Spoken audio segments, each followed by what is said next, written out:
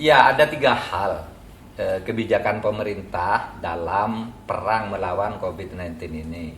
Satu, kesehatan. Yang kedua, ekonomi. Yang ketiga, sosial. Yang menyangkut kesehatan, pemerintah tegas harus mengikuti protokol COVID-19 seperti yang ditetapkan oleh WHO yang kemudian diadopsi di Indonesia.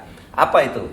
Keharusan memakai masker kalau keluar. Yang kedua, cuci tangan, ya, cuci secara rajin. Kemudian menjaga jarak, physical distancing.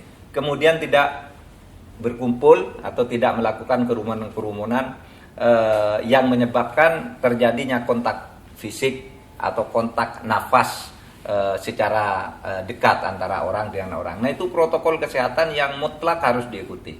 Lalu yang kedua, ekonomi tidak boleh macet, tidak boleh mati. Oleh sebab itu, Presiden mengatakan ekonomi harus tetap bergerak, tetapi tetap di dalam kerangka protokol kesehatan itu. Itulah yang disebut relaksasi. Karena di berbagai tempat itu berbeda. Ada yang begitu ketat, orang mau bergerak ke sana tidak bisa, mau cari uang tidak bisa, mau ini tidak bisa. Tapi di tempat lain ada orang yang melanggar dengan begitu mudahnya. Nah, ini yang dimaksud kemudian perlu dia lakukan relaksasi. Relaksasi itu bukan berarti lalu melanggar protokol kesehatan gitu. Kemudian yang ketiga, bantuan sosial.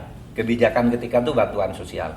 Presiden mengatakan harus cepat dan tepat. Tetapi jika pilihannya hanya satu, tepat atau cepat, maka Presiden minta agar cepat dulu semuanya segera diberi. Soal pembukuannya nanti administrasi mungkin karena banyak orang tidak punya KTP, tidak jelas rumahnya, tapi jelas-jelas membutuhkan cepat diberi. Nah, nanti bisa diadministrasikan tersendiri tanpa menjadikan kartu penduduk dan alamat yang jelas sebagai prasyarat untuk mendapatkan itu. Nah, itu terutama bagi miskin-miskin, kaum miskin di perkotaan. Itu.